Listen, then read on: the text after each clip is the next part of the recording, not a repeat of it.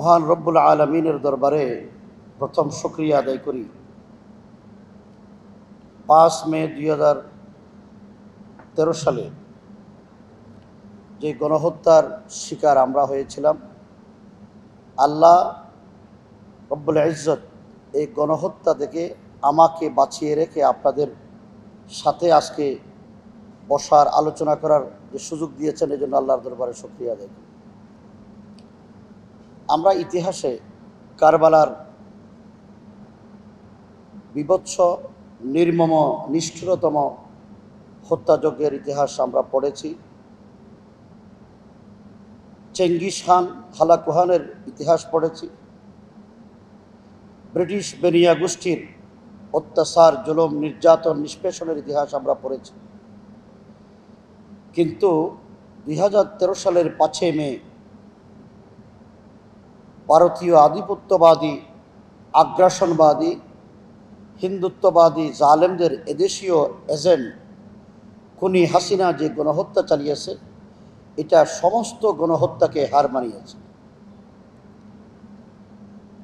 5 মে শাপলা চত্বরে গণহত্যা ইতিহাস, এটা আমাদের কাছে বারবার আসবে, কিন্তু শাপলা চত্বরের এই প্রেক্ষাপট কেন তৈরি হলো আমাদের সেটাও জানা দরকার। আপনারা জানেন, যখন আমরা লক্ষ্য করলাম যে বাংলাদেশে গণজাগরণ মঞ্চের নামে একদল মস্তিষ্ক বিকৃত তরুণ দেশের সর্বোচ্চ আদালতের রায়কে বৃদ্ধাঙ্গুলি প্রদর্শন করে, এই রায়ের বিরুদ্ধে তারা মাঠে নামলেন। সঙ্গত কারণে নাগরিক হিসেবে, সাংবিধানিক অধিকার হিসেবে এদেশের যে কোনো নাগরিক যে কোনো মতামত ব্যক্ত করতে পারেন, কিন্তু আদালতের রায়কে উপেক্ষা করে নিজেদের রায়কে আদালতের উপরে চাপিয়ে দেওয়া, এই রকম অসাংবিধানিক, অগণতান্ত্রিক এবং স্বৈরতান্ত্রিক কোনো সিদ্ধান্ত পৃথিবীর কোনো ইতিহাসে হয়েছে বলে আমাদের ধারণা নেই। দ্বিতীয় নম্বর, তারা আন্দোলনে মাঠে ছিলেন শাহবাগে, কিন্তু বাংলাদেশটা হলো পৃথিবীর দ্বিতীয় বৃহত্তম মুসলিম রাষ্ট্র। এদেশের সংখ্যাগরিষ্ঠ মানুষ মুসলমান। মানুষ যথাযথভাবে ধর্ম পালন করতে পারে কি না সেটা জানি না, কিন্তু মানুষ ধর্মকে বুকে আগলিয়ে ধরে, বুকে ধারণ করে জীবন চলার চেষ্টা করে।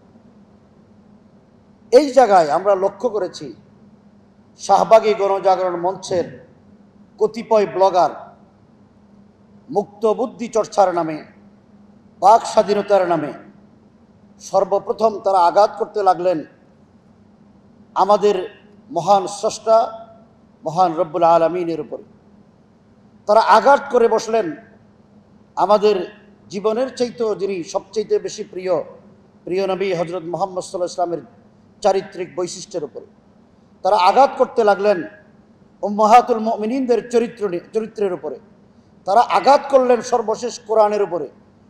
তখন সঙ্গত কারণেই যারা কোরআনের দ্বারক বাহক, যারা মহান রব্বুল ইজ্জতের তৌহিদে বিশ্বাসী, তারা কোনোদিন ঘরে বসে থাকতে পারে না। তৃতীয় নম্বরে আমরা লক্ষ্য করেছি বাংলাদেশটা হলো বৃহত্তম মুসলিম রাষ্ট্র, সংখ্যাগরিষ্ঠ মানুষ মুসলমান।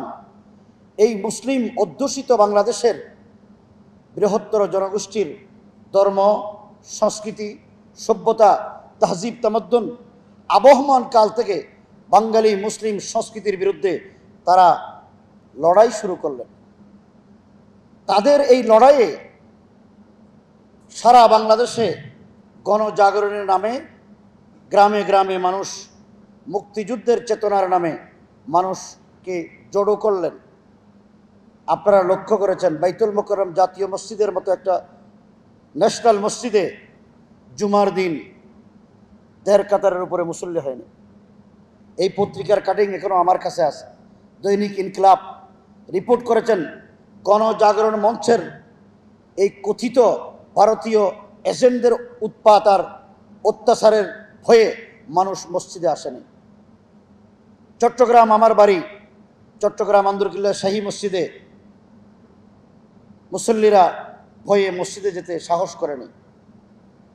এই যে একটা ভীতিকর পরিস্থিতি তারা তৈরি করলেন, আমরা মনে করলাম যে এই পরিস্থিতি থেকে দেশকে রক্ষা করা দরকার। এই অবস্থান যদি বিরাজ করে তাহলে এদেশের স্বাধীনতা সার্বভৌমত্ব বিপন্ন হবে।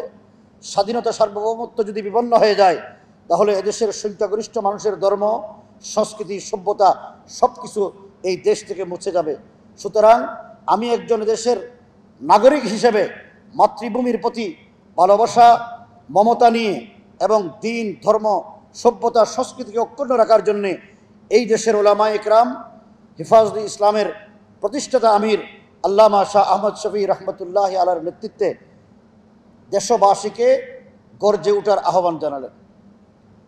আমার আজকের অনুষ্ঠানের প্রধান অতিথি মাহমুদুর রহমান ভাই যদি আসতেন তাহলে উনিও বলতেন, সেই দিন যখন আল্লামা আহমদ শফি রহমতুল্লাহ আলাই খোলা চিঠি দিলেন, আমার দেশের সম্পাদক মাহমুদুর রহমান সাহেব এই ম্যাটার ওনাকে যখন আমি দিলাম ফ্যাক্স করে, তখন তো আর এইরকম অনলাইন ছিল না, আমরা যখন দিলাম উনি এক চিৎকার দিয়ে বললেন, আল্লাহ আকবার, আপনি এটা কি পাঠাইলেন আমার কাছে। তিনি নিজ উদ্যোগী হয়ে এই খোলা চিঠিটাকে সমস্ত মিডিয়ায় প্রচারের ব্যবস্থা করলেন। আমরা লক্ষ্য করেছি শাহবাগী গণজাগরণ মঞ্চের এই দুর্বৃত্তদেরকে, এই ফেসিবাদের দোসরদেরকে রাষ্ট্রযন্ত্র সর্বশক্তি দিয়ে তাদেরকে লালন পালন করেছেন। আর আমরা সুনির্দিষ্ট কিছু দাবি নিয়ে, বিশেষ করে আমাদের এই মাতৃভূমি বাংলাদেশের সংবিধানে আল্লাহর উপর আস্থা ও বিশ্বাস তারা মুছে দিলেন। আমাদের প্রিয় নবী সাল্লাল্লাহু আলাইহি ওয়াসাল্লামকে গণজাগরণ মঞ্চের স্টেজ থেকে গালি দেওয়া হলো। যারা গণজাগরণ মঞ্চের নেতৃত্বে ছিলেন তাদের মধ্যে কিছু কুলাঙ্গার প্রিয় নবী সাল্লাল্লাহু আলাইহি ওয়াসাল্লামের চরিত্রের উপরে কালিমা লেপন করার চক্রান্ত করলেন। পবিত্র কোরআনের বিভিন্ন বিধানকে বাজেয়াপ্ত করার দাবি তুললেন। তখন আল্লামা আহমদ শফি রহমতুল্লাহ আলাই কর্মসূচি ঘোষণা করলেন। আমরা 6 এপ্রিল প্রথম কর্মসূচি ঘোষণা করেছি, ঢাকায় লং মার্চ হবে।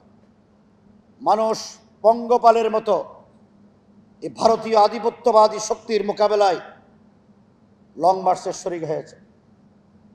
সরকার এবং 14 দলীয় জোট, এই সরকারের যারা প্রেতাত্মা, তারা হরতাল ডাকলেন, লঞ্চ স্টিমার বন্ধ করে দিলেন, সমস্ত গাড়ির মালিকদেরকে নিষিদ্ধ করে দিলেন গাড়ি না দেওয়ার জন্যে। কিন্তু আপনারা লক্ষ্য করেছেন এদেশের নবী প্রেমিক, দেশপ্রেমিক, ইমানদার, তৌহিদি জনতা সেই কুমিল্লা থেকে পায়ে হেঁটে লং মার্চে ঢাকায় এসেছে, ময়মনসিংহ থেকে পায়ে হেঁটে ঢাকায় এসেছেন, মানিকগঞ্জ থেকে পায়ে হেঁটে তারা ঢাকায় এসেছেন।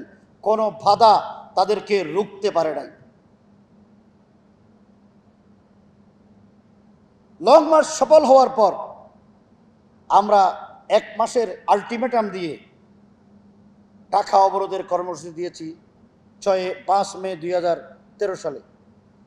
আমরা মনে করেছিলাম গণতান্ত্রিক দেশে আওয়ামী লীগ এদেশের গণমানুষের মনের ভাষা বুঝবে, মানুষের চিন্তা চেতনা, সভ্যতা, সংস্কৃতিকে তারা সম্মান জানাবে। কিন্তু আমরা লক্ষ্য করেছি দীর্ঘ 1 মাস অতিবাহিত হয়ে যাওয়ার পরেও তারা আমাদের কোনো দাবি দেওয়া মানা তো দূরের কথা, বরঞ্চ এই খুনি হাসিনার ক্যাবিনেটের অনেক মন্ত্রীরা ব্যঙ্গ বিদ্রুপ করেছেন, তিরস্কার করেছেন। ওলামায়ে কেরামদেরকে জঙ্গি, সন্ত্রাসী, উগ্রপন্থী, প্রতিক্রিয়াশীল ইত্যাদি বলে গালি দিতে আরম্ভ করলেন। আপনারা জানেন 5 মে শাপলা চত্বরে লক্ষ লক্ষ মানুষ জমায়েত হওয়ার আগে আমরা অবরোধ করেছিলাম 6টি স্পটে। 6 স্পটে ফজরের নামাজের আগেই লক্ষ লক্ষ মানুষ ঢাকার যে 6টা প্রবেশ পথ, এই পথে টঙ্গী এয়ারপোর্ট থেকে জয়দেবপুর পর্যন্ত, যাত্রাবাড়ি থেকে কাশপুর ব্রিজ পর্যন্ত, এদিকে আমিনবাজার গাবতলী থেকে সেই সাভার পর্যন্ত, যাত্রাবাড়ি থেকে মুন্সিগঞ্জ পর্যন্ত জনস্রোত এমনভাবে হয়েছে, তারা সেটা দেখে আমাদেরকে আক্রমণ করার সেই কুমানুষে আওয়ামী লীগ, যুবলীগ, ছাত্রলীগ হায়নার মতো এই তৌহিদি জনতার উপরে ঝাঁপিয়ে পড়েছে। একটি শান্তিপূর্ণ আন্দোলন, আমাদের আমির আল্লামা আহমদ শফি রহমতুল্লাহ আলাই বলেছিলেন, তোমরা তসবিহ আর জায়নামাজ নিয়ে যাবে, কারণ আমরা তো কোনো রাষ্ট্রের বিরুদ্ধে যুদ্ধ করতে আসি নাই। আমাদের সুনির্দিষ্ট কিছু দাবি দেওয়া নিয়ে আমরা ঢাকা অবরোধ করেছি। এই অবরোধের এক পর্যায়ে আমাদের পক্ষ থেকে আল্লামা আহমদ শফি রহমতুল্লাহ আলাই কর্মসূচি দিবেন, দোয়া করবেন এবং দেশবাসীর উদ্দেশ্যে নসিহত করবেন। এই জন্যে বিকেলে শাপলা চত্বরে জমায়েত করা হয়েছিল। 6টা স্পট থেকে যখন মানুষ শাপলা চত্বরের দিকে অগ্রসর হচ্ছেন, তখন আমরা দেখলাম জোহরের আগেই বাবুবাজার থেকে আসার পথে আওয়ামী লীগ, যুবলীগ, ছাত্রলীগ, বিডিআর এবং পুলিশ বাহিনী, দলীয় সন্ত্রাসী পুলিশ বাহিনী মিলে আমাদের হাজার হাজার ভাইদের উপরে আক্রমণ করা হলো, রক্তাক্ত করা হলো, গুলিবিদ্ধ করা হলো। আমার এখনো মনে আছে, আমি দুপুর 12:30টার দিকে গোলাপ শাহ মসজিদে গেলাম, দেখি কয়েকশো ভাই গুলিবিদ্ধ অবস্থায় মসজিদে শুয়ে আছে। আমাদের মিছিল যখন গুলিস্তানের দিকে অতিক্রম করছিল, আওয়ামী লীগের অফিসের কাছাকাছি আসার পরে কয়েক হাজার যুবলীগ, ছাত্রলীগ মিলে পুলিশ এবং বিজিবির প্রোটেকশনে আমাদের ভাইদের উপরে নির্দয়ভাবে, নিষ্ঠুরতমভাবে আক্রমণ করা হয়েছে। একইভাবে কমলাপুর, খিলগাঁও, মালিবাগ এই অঞ্চলে যে দিক থেকে লোকজন আসতেছিল তাদের উপর আক্রমণ করা হয়েছে। কিন্তু সমস্ত আক্রমণ মোকাবেলা করে, তাদের এই রক্তচক্ষুকে উপেক্ষা করে বঙ্গপালের মতো মানুষ যখন ছুটে আসলেন শাপলা চত্বরে, আসরের আগেই শাপলা চত্বর সহ চতুর্দিকে মানুষ লোকে লোকারণ্য হয়ে গেছে। দৈনিক বাংলার মোড়, ফকিরাফুল, মতিঝিল এই এলাকায় রণক্ষেত্র তৈরি করা হয়েছে। হাসপাতালগুলোতে আমাদের আহত ভাইদেরকে, গুলিবিদ্ধ ভাইদেরকে চিকিৎসা দিতে দেওয়া হয়নি। মাগরিবের আগেই, আমি তখন স্টেজে ছিলাম, আসরের আগ থেকেই আমি, আল্লামা জুনায়েদ বাবনগরী রহমতুল্লাহ আলাই সহ আমাদের নেতৃবৃন্দ আমরা স্টেজে ছিলাম। মাগরিবের নামাজের আগে একের পর এক লাশ বিভিন্ন দিক থেকে শাপলা চত্বরের স্টেজের দিকে আসতে আরম্ভ করল। আপনারা দেখেছেন, ভিডিও ফুটেজগুলো এখনো রয়েছে। শত শত ভাই গুলিবিদ্ধ অবস্থায়। মাগরিবের নামাজ যখন পড়ি তখন দেখি যে 17টা লাশ আমাদের স্টেজের পিছনে সারিবদ্ধভাবে রাখা হয়েছে। আর এই খুনি হাসিনা, তিনি পার্লামেন্টে দাঁড়িয়ে বলেন একজনকেও হত্যা করা হয়নি, গুলি করা হয়নি, তারা নাকি রং মেখে রাস্তায় শুয়েছিলেন, পুলিশ আসার পরে দৌড়ে পালিয়ে গেছেন। রাষ্ট্রের সর্বোচ্চ ব্যক্তি ক্ষমতাকে এভাবে আঁকড়ে ধরার জন্যে, নিজের মাতৃভূমির, নিজ রাষ্ট্রের জনগণের উপরে অত্যাচার আর জুলুম করার পর যারা এই রকম জঘন্যতম মিথ্যাচার করতে পারে, আল্লাহ রব্বুল আলামিন এই মৃত্যুকদেরকে কোনোদিন বিনা বিচারে ছেড়ে দেন না। ইতিহাসের সবচাইতে বাংলাদেশে পিলখানার হত্যাকাণ্ড হয়েছে। জামাত ইসলামী সহ আল্লামা দেলোয়ার হোসেন সাইদি রহমতুল্লাহ আলাইহির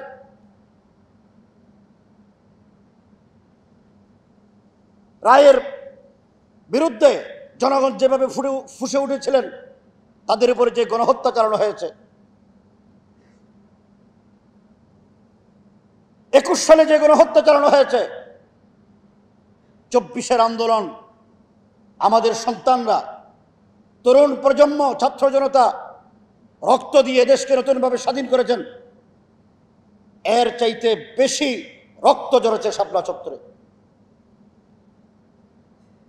শাপলা চত্বরে সেই দিন যদি নবী প্রেমিকরা বুক চেঁচিয়ে নিজের মাতৃভূমিকে রক্ষা করার জন্য এই হিন্দুস্তানি ভারতীয় আধিপত্যবাদী শক্তিকে মোকাবেলা করে দেশের স্বাধীনতা সার্বভৌমত্বকে অক্ষুণ্ণ রাখার জন্য শাপলা চত্বরে সেই দিন যদি রক্ত না দিত, বাংলাদেশের ইতিহাসে নতুন বিপ্লব করা সম্ভব হতো না।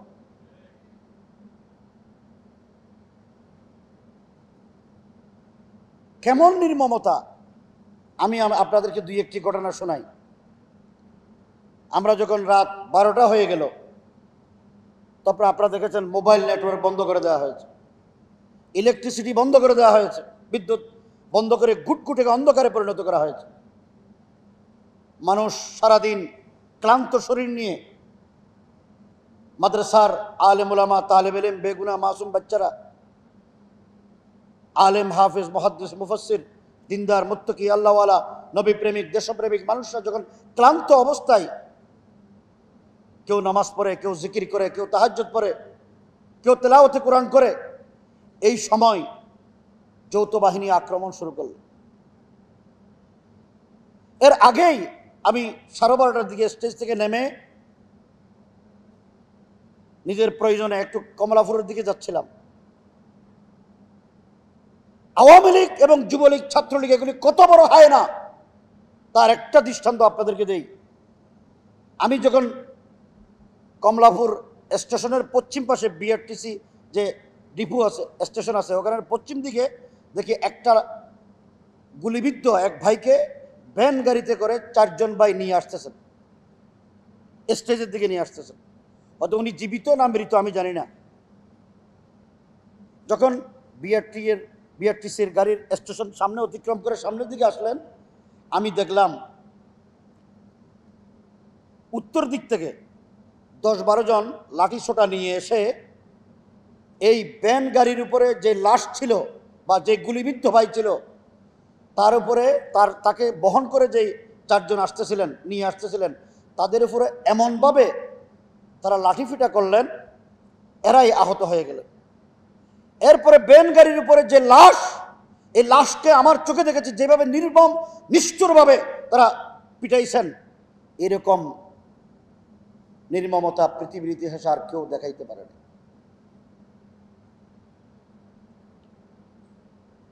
শাপলা চত্বরের এই ইতিহাস আমরা ভোলার মতো নয়। আমাদের শত শত ভাই শাহাদত বরণ করেছেন। 1,54,000 গুলি র্যাব, পুলিশ, বিজিবি তাদের বন্দুকের নল থেকে বের হয়ে এই দেশের নবী প্রেমিক, দেশপ্রেমিক, তৌহিদি জনতার বুকে বিদ্ধ করা হয়েছে। শাপলা চত্বরে গুলিবিদ্ধ অবস্থায় শহীদ হয়েছেন। বাড়িতে লাশ নেওয়ার আগে র্যাব, বিজিবি, পুলিশ গিয়ে হাজির, তাদেরকে জানাজা পড়তে দেয় নাই। আমাদের কাছে অসংখ্য ডকুমেন্ট আছে। লাশ বাড়িতে যাওয়ার আগে তারা এমনভাবে ঘেরাও করে রেখেছেন, আত্মীয় স্বজন কাউকে লাশ দেখতে দেয় নাই, দাফন করতে দেয় নাই কবরস্থানে। মানুষ ডেকে মুসল্লিরা এসে, আত্মীয় স্বজন এসে জানাজা পড়বে, সেই জানাজা পড়তে দেয় নাই। যশোরে, চট্টগ্রামের মিরসরাইতে, কক্সবাজারে, মুন্সিগঞ্জে, নরসিংদীতে সব জায়গায় একই ঘটনা ঘটেছে। কি অপরাধ করেছিল? মওলানা আব্দুল হালিম সাহেব মিরসরাইতে ইন্তেকাল করেছেন। ওনার লাশ উনি মাগরিবের আগেই পল্টনে এই সন্ত্রাসী ক্যাসিনো সম্রাটের বাহিনীর হাতে তিনি গুলিবিদ্ধ হয়ে শাহাদত বরণ করেছেন। ওনার লাশ যখন পরের দিন 6 তারিখ মিরেশ্বরে নিয়ে যাওয়া হলো, উনি একটি আলিয়া মাদ্রাসার প্রভাষক ছিলেন। স্থানীয় জনগণ উদ্যোগ নিয়ে আলিয়া মাদ্রাসার মাঠে জানাজা পড়বেন। আওয়ামী সন্ত্রাসীরা জানাজা পড়তে দিল না। এরপরে ওনার বাড়ির পাশে প্রাইমারি স্কুলে জানাজা পড়বেন, এই সন্ত্রাসীরা পুলিশ গিয়ে জানাজা পড়তে দিল না।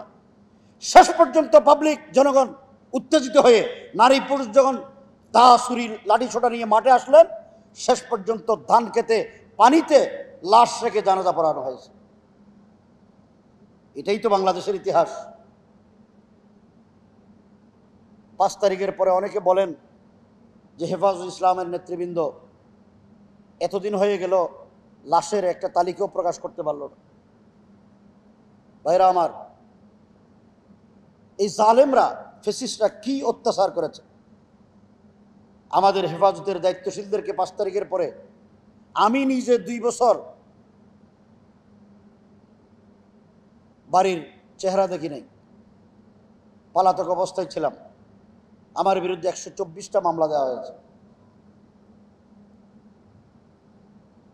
শাপলা চত্বরকে কেন্দ্র করে বাংলাদেশের হেফাজতের নেতাকর্মীদেরকে বাড়িতে থাকতে দেয় নাই। আমাদের মাদ্রাসাগুলো, যেখানে আপনারা দেখেছেন বুয়েটের এক ভাই শাহাদত বরণ করেছেন, আমরা তার মায়ের সাথে বোনের সাথে সাক্ষাৎ করেছি, তারা স্বীকার করে নাই যে শাপলা চত্বরে শহীদ হয়েছে। কেন? এমন ভয় তাদেরকে দেখানো হয়েছে, এমন ভীত সন্ত্রস্ত করা হয়েছে, তার ভাই যে শাপলা চত্বরে শহীদ হয়েছেন এই কথা যেন সে বলতে না পারে। আমাদের কাছে অনেক অসংখ্য ডকুমেন্ট আছে, তারা স্বীকারও করতে চায় নাই যে শাপলা চত্বরে শহীদ হয়েছেন। কেন? পুলিশ নিষেধ করেছেন। রাষ্ট্রের জনগণের ট্যাক্সের পয়সায় বেতন খেয়ে একটা ফেসিবাদী সন্ত্রাসী জালেম ভারতীয় আধিপত্যবাদী সরকারকে ক্ষমতায় রাখার জন্য জনগণের ট্যাক্সের পয়সায় বেতন হওয়া আমাদের প্রশাসনিক কর্মকর্তারা এইভাবে মানুষের উপরে জুলুম করেছেন, অত্যাচার করেছেন, এটা কোনোদিন বরদাস্ত করা যায় না। আমাদের মাদ্রাসাগুলোতে ছাত্ররা এসেছেন সেটা বলতে নিষেধ করে দেওয়া হয়েছে। যারা গুলিবিদ্ধ তাদেরকে মাদ্রাসা থেকে বের করে দেওয়া হয়েছে। অসংখ্য অগণিত ভাই জিন্দেগির জন্য পঙ্গু হয়ে গেছে। 10,000-এর অধিক ভাই এখনো গুলিবিদ্ধ অবস্থায় তাদের শরীরে গুলির স্প্রিন্টার নিয়ে ঘুরে বেড়াচ্ছেন। চোখ অন্ধ হয়ে গেছে অনেকের, এরপরও তারা অস্বীকার করে। শাপলা চত্বরের আমরা হত্যাকাণ্ডের তালিকা সংগ্রহ করার জন্য একটা কমিটি করেছিলেন আল্লাহ মাহমুদ শফি রহমতুল্লাহ আলাইহি। পত্রিকায় আসার পরেই যারা কমিটির সদস্য ছিলেন সবাইকে গায়েব করে ফেলা হয়েছে, নিয়ে যাওয়া হয়েছে এবং বলে দেওয়া হয়েছে আর কোনো তালিকা যেন করা না হয়। আমরা একটা ডকুমেন্ট তৈরি করেছিলাম, স্মারক গ্রন্থ, যারা শহীদ হয়েছেন তাদের তালিকা আমরা পেয়েছি, প্রামাণ্য ডকুমেন্ট। সেই যে কম্পিউটারে কাজ করা হয়েছে, কম্পিউটার, হার্ড ডিস্ক এবং যারা কাজ করেছেন তাদের সবাইকে নিয়ে যাওয়া হয়েছে। এরকম অত্যাচার আজকে আমরা 2013 সালের পরে হেফাজুল ইসলামকে তারা দমিয়ে রাখতে চেয়েছিলেন, তারা হেফাজতকে মাটির সাথে মিশিয়ে দিতে চেয়েছিলেন। কিন্তু ভাইরা আমার, তরুণ প্রজন্ম হয়তো অনেকে না জানে, কিন্তু হেফাজতের যারা রক্ত দিয়েছেন, হেফাজত যারা করেছেন, তারা এই রক্তের সাথে বেইমানি কোনোদিন করবে না। হেফাজতের শাপলা চত্বরের শহীদদের প্রতিটি ফোঁটা রক্তের বিনিময়ে বাংলাদেশের জমিনে ফ্যাসিবাদ মুক্ত হয়েছে। আগামী দিনে এদেশে ইনসাফপূর্ণ সমাজ প্রতিষ্ঠার জন্য এই রক্ত একদিন কথা বলবে। হেফাজত ইসলামের পক্ষ থেকে আপনাদের কাছে আমি অনুরোধ করব, আপনাদের কাছেও যদি কোনো তথ্য থাকে আমাদেরকে দিন। আমরা ইতিমধ্যে কাজ শুরু করেছি। গত রমজান মাসে শহীদদের পরিবারদের সাথে যোগাযোগ করে 56টি পরিবারকে আমরা ইফতার মাহফিলের দাওয়াত করেছি। ওনারা এসেছেন, ওনাদের অভিব্যক্তি ওনারা ব্যক্ত করেছেন। 2013 সাল থেকে হেফাজতের নেতাকর্মীরা কোনোদিন ঘরে বসে থাকতে পারেনি, ঘরে থাকতে পারে নাই। আমাদেরকে এইভাবে হয়রানি করা হয়েছে। মাদ্রাসাগুলোকে এমনভাবে চাপ প্রয়োগ করা হয়েছে তারা যেন কোনো ধরনের কর্মতৎপরতায় অংশগ্রহণ না করে। এমনকি আমরা যে শাপলা চত্বরের শহীদদের জন্য 5 মে দোয়া করব, সেই দোয়া অনুষ্ঠান পর্যন্ত করতে দেন। 2021 সালে আমরা এসেছি। আধিপত্যবাদের বিরুদ্ধে, এই হিন্দুস্তানি আগ্রাসনের বিরুদ্ধে আমরা লড়াই করেছি, আন্দোলন করেছি। 2021, 2024-এর এই আন্দোলন, শাপলা চত্বরের এই আন্দোলনের এই ফসল। 2024 সালে 21 সালে এই গুজরাটের কসাই খুনি সন্ত্রাসী মোদির আগমনকে কেন্দ্র করে হেফাজতুল ইসলামের 24 জন ভাই শাহাদত বরণ করেছে। আমাদের বিরুদ্ধে শত শত মামলা দেওয়া হয়েছে। 2500-এর মতো উলামা ইকরামকে জেলে বন্দি করা হয়েছে। আমিও 2 বছর জেলে বন্দি ছিলাম। 51 দিন আমাকে রিমান্ডে নির্যাতন করা হয়েছে। একটানা 51 দিন রিমান্ডে রাখা হয়েছে। 2024-এর আন্দোলনে আমাদের 84 জন ভাই শাহাদত বরণ করেছে। হেফাজতের তৎকালীন মহাসচিব আল্লামা নূর হোসেন কাসিমি রহমতুল্লাহ 2 জন মাদ্রাসার 2 জন ছাত্র শহীদ হয়েছে। বারিদারা মাদ্রাসা, পটিয়া মাদ্রাসার ছাত্র শহীদ হয়েছেন, গুলিবিদ্ধ হয়েছেন। 2 জন ভাই চিরজিন্দেগির জন্য অন্ধ হয়ে গেছে। অনেকে গুলিবিদ্ধ অবস্থায় এখনো হাসপাতালে বিছনায় কাতরাচ্ছেন। সুতরাং হেফাজত এদেশে আধিপত্যবাদী শক্তির মোকাবেলায় দেশের সংখ্যাগরিষ্ঠ মুসলমানের ধর্ম, বিশ্বাস, সংস্কৃতি, তহজিব, তামাদ্দুনকে অক্ষুণ্ণ রাখার জন্যে, এই ভূখণ্ডে সমস্ত আগ্রাসী শক্তিকে মোকাবেলা করার জন্যে হেফাজত প্রতিষ্ঠিত হয়েছে। এই প্রতিষ্ঠা লগ্ন থেকেই আমাদের সংগ্রাম আছে, এখনও অব্যাহত রয়েছে, ভবিষ্যতেও থাকবে। আমি সকলের কাছে বিনীত অনুরোধ করব, দেশটা সবার, দেশটা সবার। যারা জুলাই বিপ্লবে রক্ত দিয়েছেন, ঘাম ঝরিয়েছেন, সকল বাধা বিপত্তি অতিক্রম করে লড়াইয়ে শরিক হয়েছেন, এই স্টেক হোল্ডার সবাইকে ঐক্যবদ্ধ থাকতে হবে। আমাদের শফিকুল ইসলাম মাসুদ ভাই অনেক নির্যাতন ভোগ করেছেন। জনাব মাহমুদুর রহমান সাহেব, তিনি যদি আসতেন বলতাম, বাংলাদেশের সংবাদকর্মীদের মধ্যে যারা সবচেয়ে বেশি নির্যাতিত, তার মধ্যে মাহমুদুর রহমান সাহেব হলেন সবার শীর্ষে। ইসলামী আন্দোলনের যে সমস্ত ভাইয়েরা নির্যাতন নিপীড়ন ভোগ করেছেন, তার মধ্যে শফিকুল ইসলাম মাসুদ ভাই শীর্ষে। সুতরাং জুলাই বিপ্লবের আমাদের ভাইদেরকে বলবো, জাতিকে সঠিক নেতৃত্ব দিতে হবে। মুসলিমরা যদি ঐক্যবদ্ধ থাকে, কোনোদিন আর কোনো জালিম বাংলাদেশের ক্ষমতার মসনদে আসতে পারবে না। কিন্তু আমাদের ভিতরে এই বিভক্তি তৈরি করার জন্যে এই হিন্দুত্ববাদী নতুন ভারতীয় দালালরা সক্রিয় ভূমিকা পালন করছেন। আর বড় দুর্ভাগ্যের বিষয়, শাপলা চত্বরের এত বড় হত্যাকাণ্ড, লক্ষ লক্ষ মানুষের উপরে এই ফ্যাসিস্ট জালেমদের যে অত্যাচার জুলুম, এই গণহত্যার রক্তের এই শাপলা চত্বর রঞ্জিত হয়েছিল, সেই গণহত্যার কোনো বিচার কার্যক্রম দৃশ্যমান আমরা এখনো দেখিনি। আন্তর্জাতিক অপরাধ ট্রাইব্যুনালে এই খুনি হাসিনা সহ তার ক্যাবিনেটের যারা সদস্য, মন্ত্রী পরিষদ, আমলা,